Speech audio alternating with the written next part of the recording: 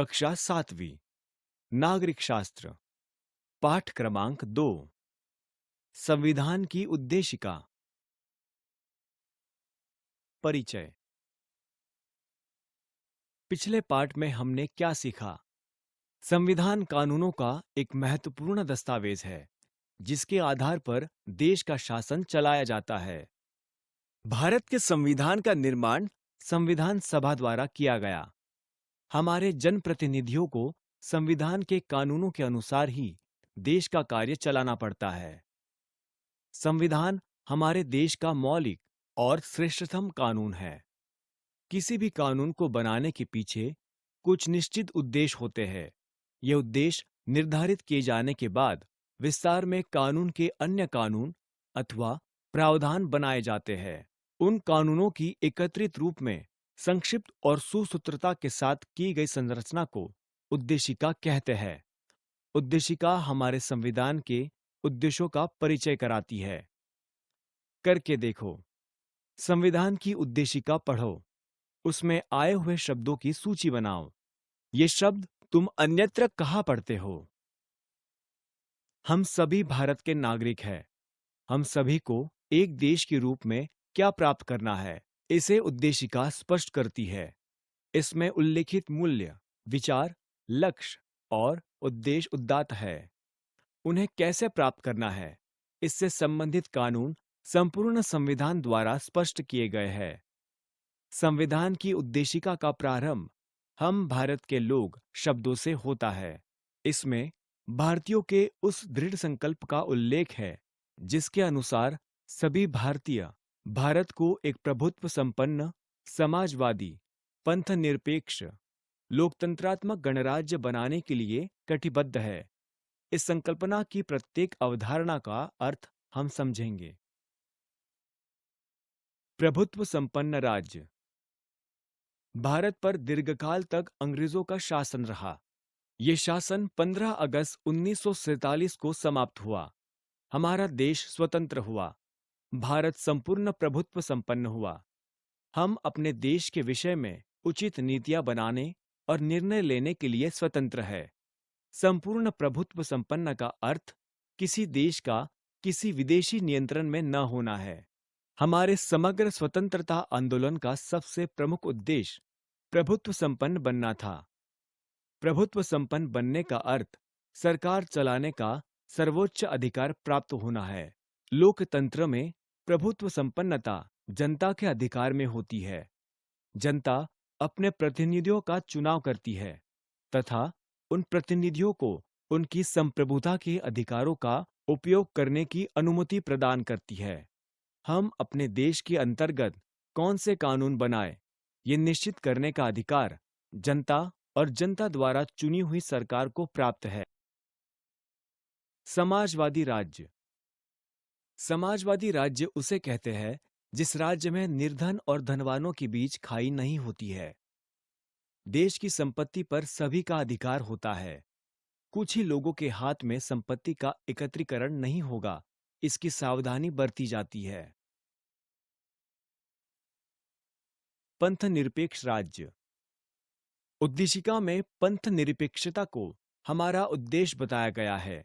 पंथ निरपेक्ष राज्य में सभी धर्मों को समान आदर दिया जाता है। किसी एक धर्म को राज्य के धर्म के रूप में स्वीकार नहीं किया जाता। नागरिकों को अपने अपने धर्म का पालन करने की स्वतंत्रता रहती है। धर्म के आधार पर नागरिकों के बीच भेदभाव नहीं किया जा सकता। क्या तुम जानते हो, पंथ निरपेक्षता के सिद्धांत को अपनाकर हमने समाज की बहुधर्मिकता को सुरक्षित रखने का प्रयास किया है। हमें संविधान द्वारा अनेक अधिकार प्राप्त हुए हैं, परंतु उनका हम मनमाना अथवा असीमित उपयोग नहीं कर सकते। ये बात धार्मिक स्वतंत्रता के बारे में भी लागू होती है। जब हम त्योहार पर्व मनाते हैं, तब हमें सार्वजनिक स्वच्छता, स्वास्थ्य और पर्यावरण का विचार करना भी आवश्यक होता है। लोकतांत्रिक राज्य। लोकतंत्र में प्रशासन की सत्ता लोगों के ही हाथ में होती है। उनकी इच्छा के अनुसार सरकार निर्णय लेती है और नीतियां निर्धारित करती है। सभी का कल्याण साध्य करने हेतु सरकार को महत्वपूर्ण आर्थिक सामाजिक निर्णय लेने पड़ते हैं। इस प्रकार के निर्णय प्रतिदिन सभी लोगों को इकट्ठे आकर लेना संभव नहीं होता है। अतः निश्चित अवधि के पश्चात चुनाव होते हैं। इन चुनावों में मतदाता अपना वोट देकर अपने प्रतिनिधि चुनते हैं। निर्वाचित प्रतिनिधि संविधान द्वारा निर्मित संसद कार्यपालिका में प्रवेश करते हैं। संविधान में उल्लिखित प्रक्रिया द्वारा संपूर्ण जनता के लिए निर्णय लिए जाते हैं। गणराज्य। हमारे देश में लोकतंत्र के साथ साथ गणतांत्रिक प्रणाली प्रचलित है। गणराज्य में सभी सार्वजनिक पद लोगों द्वारा चुने जाते हैं। कोई भी सार्वजनिक पद वंश परंपरा अथवा विरासत में प्राप्त नहीं होता है। राष्ट्रपति, प्रधानमंत्री, राज्यपाल, मुख्यमंत्री, महापौर यानी मेयर, सरपंच जैसे पद सार्वजनिक पद है। इन पदों पर विशिष्ट आयु की शर्त पूर्ण करने वाला कोई भी भारतीय नागरिक चुनाव लड़कर पहुंच सकता है। राज्य सत्ता प्रणाली में ये पद वंश परंपरा अथवा विरासत में एक ही परिवार के व्यक्तियों को प्राप्त होते हैं। चर्चा करो। मेरा परिवार विषय पर दीपा ने क्या लिखा है, वो पढ़ो। लोकतंत्र से तात्पर्य केवल चुनाव नहीं है। मेरे माताजी पिताजी घर के सभी काम इकट्ठे करते हैं। उन कामों में हम भी हाथ बटाते हैं। एक दूसरे से बोलते समय हम संभवतः झगड़ा ना करते हुए बोलते हैं। यदि झगड़ा होता भी है तब भी शीघ्र ही उसे सुलझाकर एक दूसरे का कहना सुन लेते हैं। यदि दादाजी दादी जी कोई परिवर्तन करना चाहते हैं तो उनसे भी पूछा जाता है। अनुजा को कृषि अध्ययन में अनुसंधान करना है। उसका यह निर्णय सभी को पसंद आया। दीपा के घर में लोकतांत्रिक पद्धति प्रचलित है, ऐसा तुम्हें लगता है क्या? इस परिच्छेद में लोकतंत्र की कौन सी विशेषताएं पाई जाती है? उद्देशिका द्वारा सभी भारतीय नागरिकों को 3 मूल्यों न्याय, स्वतंत्रता और समता को और उनके अनुसार आचरण करने का कानून बनाकर उन मूल्यों को प्रत्यक्ष व्यवहार में उतारने का आश्वासन दिया गया है। इन मूल्यों के अर्थ हम समझेंगे। न्याय। न्याय का अर्थ होने वाले अन्याय को दूर कर सभी को उनकी प्रगति हेतु अवसर प्राप्त कराना है। सभी का कल्याण होगा, इस दृष्टि से उपायों की योजना करना ही न्याय को प्रस्थापित करना है। उद्देशिका में न्याय के 3 भेद बताए गए हैं। वे इस प्रकार है। अ सामाजिक न्याय। व्यक्ति व्यक्ति में जाति, धर्म, वंश, भाषा, प्रदेश, जन्मस्थान या लिंग के आधार पर भेदभाव नहीं किया जा सकता। सभी मनुष्य एक समान है। ब आर्थिक न्याय। भूख, भूखमरी, कुपोषण जैसी बातें निर्धनता अथवा दरिद्रता के कारण जन्म लेती है। निर्धनता को दूर करने के लिए प्रत्येक को अपना और अपने परिवार के भरण पोषण के लिए आजीविका का कोई साधन प्राप्त करने का अधिकार है। हमारे संविधान ने प्रत्येक नागरिक को यह अधिकार बिना किसी भेदभाव के प्रदान किया है। क राजनीतिक न्याय। देश का शासन चलाने में सभी को प्रतिभागी बनने का अधिकार मिलना चाहिए। परिणामतः हमने वयस्क मतदान प्रणाली को अंगीकार किया है। इसके अनुसार 18 वर्ष की आयु पूर्ण करने वाले सभी नागरिकों को वोट देने का अधिकार प्राप्त है। स्वतंत्रता। हम पर अन्यायकारी और अनुचित प्रतिबंध न होना तथा हमारी क्षमताओं का विकास होने हेतु पोषक वातावरण का होना स्वतंत्रता की व्याख्या है। लोकतंत्र में नागरिकों को स्वतंत्रता प्राप्त रहती है। स्वतंत्रता के होने से ही लोकतंत्र दृढ़ और परिपक्व बनता है। विचारों और अभिव्यक्ति की स्वतंत्रता व्यक्ति की मौलिक स्वतंत्रता है। प्रत्येक नागरिक अपनी राय और अपने विचार व्यक्त कर सकता है। विचारों के आदान प्रदान द्वारा पारस्परिक सहयोग और एकता की भावना में वृद्धि होती है। साथ ही किसी समस्या के अनेक पहलू हमारे ध्यान में आते हैं। व्यक्ति की श्रद्धा, मान्यता और पूजा उपासना की स्वतंत्रता द्वारा प्रमुखतः धार्मिक स्वतंत्रता व्यक्त होती है। प्रत्येक भारतीय नागरिक को अपने धर्म अथवा उसे पसंद आने वाले धर्म की सीख के अनुसार आचरण करने की स्वतंत्रता है।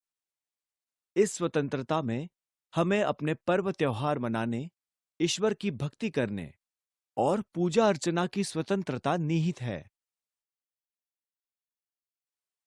समता।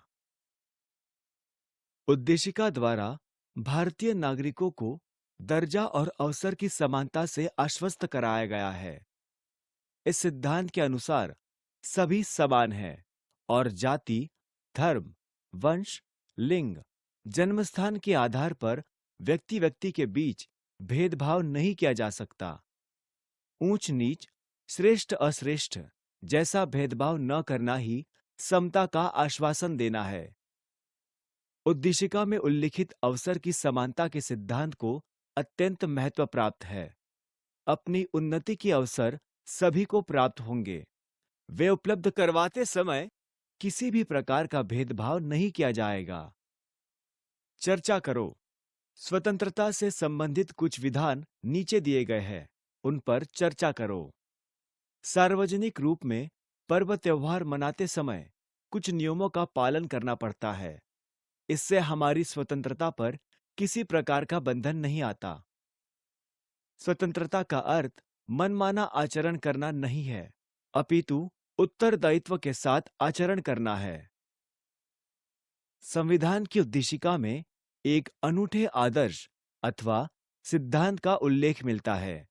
वो आदर्श अथवा सिद्धांत से तात्पर्य बंधुता का निर्माण करने का उद्देश्य और व्यक्ति की गरिमा बनाए रखने का आश्वासन है।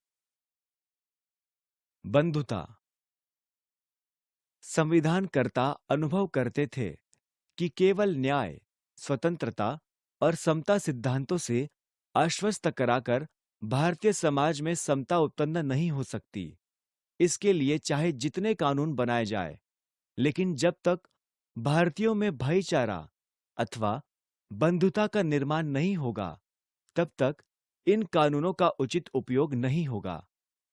फलस्वरूप बंधुता निर्माण करने के उद्देश्य को उद्देशिका में समाविष्ट किया गया है। हमारे देश के सभी नागरिकों के प्रति एक दूसरे में आत्मीयता और अपनापन का भाव होना ही बंधुता है। बंधुता की भावना एक दूसरे के प्रति सहृदयता का भाव उत्पन्न करती है। लोग एक दूसरे की समस्याओं के बारे में संवेदनपूर्वक विचार करते हैं। बंधुभाव और व्यक्ति की गरिमा के बीच निकट का संबंध है। व्यक्ति की गरिमा से तात्पर्य प्रत्येक व्यक्ति को मनुष्य के रूप में गरिमा प्राप्त है। उसकी गरिमा उसकी जाति, धर्म, वंश, लिंग, भाषा पर निश्चित नहीं होती। जिस प्रकार हमें ये लगता है कि दूसरे हमारे साथ आदर सम्मान का व्यवहार करें, वैसा आदर सम्मान का व्यवहार हमें दूसरों के प्रति भी करना चाहिए। जब प्रत्येक व्यक्ति दूसरे व्यक्ति का सम्मान करते हुए उसकी स्वतंत्रता और अधिकार का आदर करेगा, तभी अपने आप व्यक्ति की गरिमा का निर्माण होगा। ऐसे वातावरण में बंधुता भाव में सहजता से वृद्धि होगी। न्याय और समता पर आधारित नव समाज का निर्माण कार्य भी अधिक आसान होगा। इसका मार्गदर्शन भारतीय संविधान की उद्देशिका द्वारा प्राप्त होता है।